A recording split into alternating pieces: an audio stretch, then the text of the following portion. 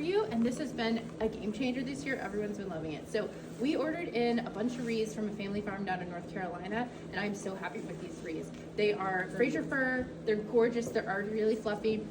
The first step when you're going to be starting your wreath is that you're going to want to actually fluff your wreath up. So Lily, let me give you this. Okay, so you're going to think about it almost like you're teasing your hair, but of the wreath. So when you look at your wreath, everything is going in a clockwise motion. Everything's going the same way. That's going to be important when you start designing as well. You're going to want to keep going in that clockwise direction. If your wreath starts to look a little funky, it's probably because you started going the other way. So if you're not sure how to do it, like almost like lazy Susan your wreath, like keep turning it so you know you're at the right spot. But what you're going to do first is take your hands and kind of go the opposite way and fluff this gal up a little bit. You don't need to do it too much because you don't want it to be like crazy fluffy, but just fluff her up a little bit because they came to us like stacked. We kind of fluffed them out a little bit, but sometimes they're still a little bit smushy. If you feel like any spots are like a little bald spot, we will just fill those in. If we get done and you feel like your wreath is like too crazy, we'll give it a haircut. So you really can't mess them up, okay? So what you're going to be doing essentially is you're going to be grabbing greens, decoratives, little adornments, and you're going to be gluing them into your wreath. It's pretty easy. So we're using glue skillets here, which are obviously hot and they're great for warming your hands if you need to. But you can also just do this at home with a glue gun. Like if anything falls out, just like reattach it with a glue gun, and it stays pretty well. So to start off, I recommend starting with greens. So we have a whole mixture of greens kind of all over the place around here.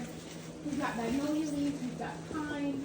Let me show you, we have 4 different kinds of holly. Incidentally, I met Ella's aunt last night, and she owns a holly farm in like up north a little bit, so she brought us some holly this morning. So it's super fresh. So we got, this is holly from the farm. You kind of got to pick through it a little bit. It's a little bit buggy. This is plain holly. Let me just go through all this. Oh, this is there's a box of holly down here, but there's more over there. So this is what she brought us. It's really cute, like little tiny holly leaves with little berries on them. And what you'll be doing with any of these is that you'll pick up a piece, and the piece might be very long like this. So what you're doing is you're going to chop it up into little bite-sized pieces. So like this is like the perfect length. Any longer than that, if you try to stick it in the wreath, it's just going to look weird because it's going to be like way too long and like weird. So little bite-sized pieces are perfect. So chop it up if it's a bigger piece, but you might grab some pieces over here that are already chopped up to size for you. So we got little tiny hollies over here. These are actually from Kim over here. She was chopping up her magnolia tree and was like, do you want these? And I was like, yeah. And they are really adorable. So these are like mini magnolia leaves, and people have been using them almost as like little flowers and like sticking this whole thing in there and then putting like some cranberries on top. So these are really, really cool. Or you can chop them up and just use the leaves. So we've got tons of the mini magnolia over here, but then we also have bigger magnolia leaves as well. And these are really cool to use both sides of them. So they're cute in like a trio with like 2 green, and then flip it and use that like brown velvet side as well. So these are really cute, like in a little trio around the wreath. So we have big magnolia. We have big boxwood branches. So these guys, for sure, you got to cut into bite-sized pieces. And even one stem, normally you can cut it into 2 pieces and still use like the top, but then also use the bottom, just fill it in a little bit. So we have boxwood. We have this really cool, it's called blueberry cypress, and it's more like a frosty kind of color. It looks really cute with like a neutral wreath. If you're gonna do like browns and like oranges, like that kind of a thing. And it's got these little like frosty blueberries on it, so this is cool. So like this piece right here, I would chop this up into little bite-sized pieces to use. We got tons of this. Pine. Pine is like my secret ingredient to use to beef up the wreath and just make it look like absolutely fabulous without really like adding too much to it. So if you look at this wreath right here, there's pine in it. And it just kind of fluffs it and fills it out without being like too overpowering. So don't skimp on the pine. The pine is fantastic. So we got pine. We have just basic fir over here. So if you feel like you have any bald spots, you're just gonna come get some fir, chop that up, and then fill in where you think the bald spots are. Most of these looked pretty good, but sometimes when you start designing, you find a little bald spot. We got more holly over here. This is a different kind of holly that's a little bit bigger with berries on it. So you might have to chop this up a little bit, but maybe also be able to stick that whole thing in there. So we got all those. So when you start off, fluff your wreath. Come and grab your greens first. Don't grab anything else just yet. You don't want to like junk up your workspace. grab your greens, bring it back to the spot. Less is more, start with a little bit, start filling it in, and then go back and grab some more as you go. So what you're gonna be doing is taking these, so like this guy right here, I would chop this up into little bite-sized pieces. So I got this guy, this guy, this guy. So I've got little bite-sized pieces, and then what you're doing is taking this, dipping it straight into the glue, kind of like take some of that off like that, pull the branches back and stick it straight in. Voila. And the cool thing about doing it this way is that you can design the entire wreath and wait till the end to go back and glue it all in. So you can change it up. We've had some people who like designed it and they're like, I hate it. They pull it out and redo it. And you didn't glue anything in yet, so that's fine. But if you're like, cool, I'm just gonna go with the flow, start gluing in from the beginning, that's cool too. But if you're like super OCD, you don't have to glue it until the end. Yes, it's about 50-50 all the workshops. If you're like, if you don't have to, If it looks bad, I'm gonna say my kids did it. If it looks good, I'll say there you go. And the cool thing this is Margot. If you do glue them in, and you're like, oh, this piece is weird, you just cut it out. Or if it's too long, you cut it out and you re-glue it in. So it's very cool. It's a very versatile way to make the wreath, and they're gonna look fabulous. They're gonna be very hefty, very chunky, very large. So think about where you're gonna be putting this wreath. If you're putting it on your front door, and your front door is only so big, maybe you don't wanna go too crazy making it a little bit wider, maybe looking for a haircut. But these typically, a command hook normally won't hold these. You need like a traditional wreath holder because they are very heavy. And you'll pick them up and you'll be like, oh my gosh. So fill in with greens, get the base down that you want, and then come over to grab your dried flowers, okay? So same thing, less is more. Start with less, don't junk up your space with them, because the other thing too is if you bring a whole bunch back to your space and the stems get all broken and you don't use them, I can't use them anymore and it makes me really sad.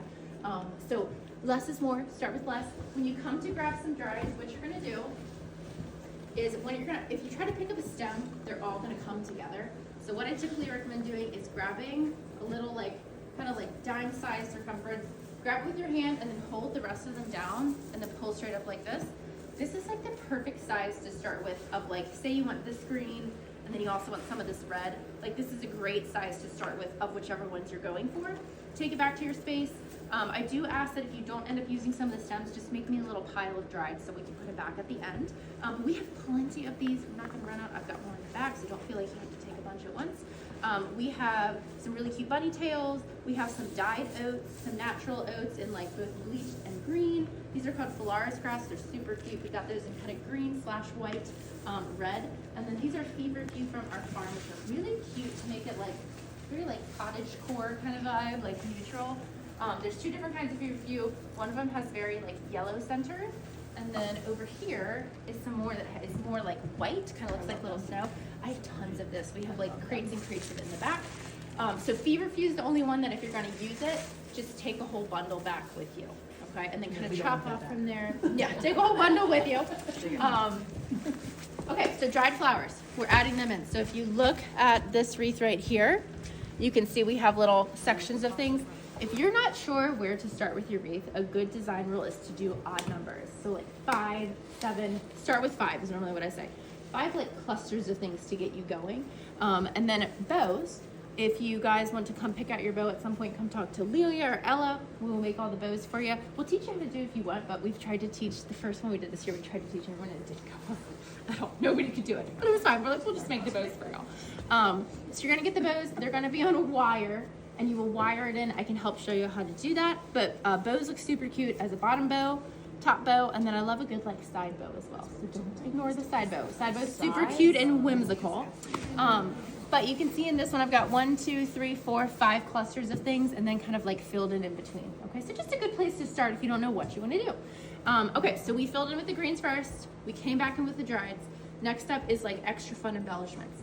So we have pine cones. Oh, I didn't go over this one. This is a fun dried. It actually grows around Kelly's Lake, which Kelly lives right down the street. It's called summer cedar, and it's gonna shed. So just know that. But you can just take one stem and then peel these guys off, and it's super cute and kind of fluffy. So you really need like 1 or 2 stems of this. But extra fun embellishments. We have pine cones over here. Are you gonna add a pine cone in? You're gonna come and grab a paddle wire if you want a pine cone. And what you're gonna do is wire this in, and you're going to take it and loop it kind of like through the little pointy bits. And then you're gonna pull it out like this, cut right here, leave yourself a tail. And then you essentially take that tail and tie it to a stem on here, or fish it through the entire wreath, tie it to the back. And then if you want it to get it to lay a certain way, you just use the glue. Just take a little popsicle stick, stick some glue on the back, hold it down until it sticks. So pretty easy way to put those in. Oranges, same thing. You're literally just gonna dip them in the glue and put them right on the wreath. Super easy. So you're not wiring them like we were last year, which was like destroying something. We also have cinnamon sticks, which are super cute over here. Same thing, you're just gonna glue those guys in. So you can see this wreath right here. We're out of variegated holly, but we have holly that will kind of look similar, but it's got that summer cypress in it. This has also magnolia leaves. It's got pines. It's got a lot of different greens that all kind of like work together to make it look really, really full. Any questions? No? Okay. Remember that, like I said, the most important thing is to keep that clockwise motion going. They're going to look fabulous, I promise.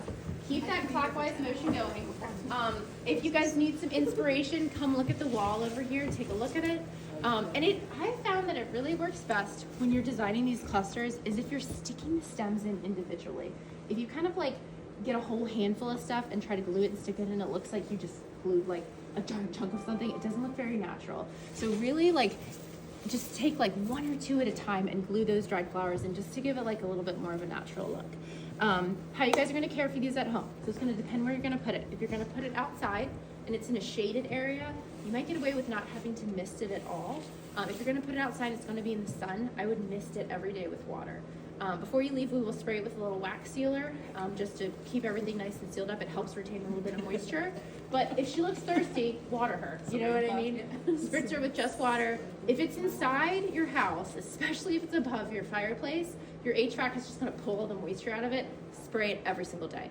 But yeah, if she looks thirsty, give her a drink. Spray her with water, okay? If it's outside in the shade, you might not have to spray it at all. Outside it goes. Also think about where you're putting ghosts. I don't know. How outside it goes, I said. Oh, I thought you said, what about ghosts like in your old house? Maybe, I don't know. They'd be like, I hate this. There's probably Outside it goes, in the shade. They're like, My kids say that all the time. It's definitely haunted. If anyone has a door that has a storm door on it, a glass storm door, does anyone have one of those? Okay, I'm gonna say it just for the video. But I do, but if you're yours is putting it serious. outside and you have a glass door in front of it and it's in the sun, that's gonna act like a greenhouse. It's gonna heat that thing up. So you're gonna spray it every day. And also, these wreaths are very chunky, so it might smash it in between the glass. So just be careful of it. Be mindful of that if that's where you're planning to put it. So, any questions? There are gloves in the middle of your wreaths if you want to use them. If you brought your own gloves, you're going to get glue on them. So use these gloves. They have glue on them already, and if they don't, they'll have it by the end of the time. Oh, I didn't go over cranberries. Cranberries, these are really fun. Everyone has a little bowl of cranberries in front of them. So people have been just using them and just gluing them on individually. But another thing that you can do that is super cute is to take kettle wire and to almost like string them on like you're sewing them. Oh, And it's really cute. It's like such a cute little accent. Like this, and then you can kind of like lay them across the wreath. So that's super cute. The other thing to keep in mind, so there's like two tones of red that we have over here with the cranberries, the bows, and the dried flowers. So this, like this wreath right here with these holly berries is more of like a bright red color, right? So we want the bright red wreath. But if you look at a bright red bow, if you look at this one, this is more of like a maroon color. So this is actually gonna clash a little bit with like the bright red. So just kind of think about it as you're going. And if like that's your jam, like cool, absolutely. But some people have been designing it and like the colors are clashing a little bit. It's because it's like a maroon wine red and then a bright red. So just kind of be aware of that as you're going. And you can complement it with the bow too. So, okay, all right. Well, let's get deciding. We'll have fun with it, okay? Okay.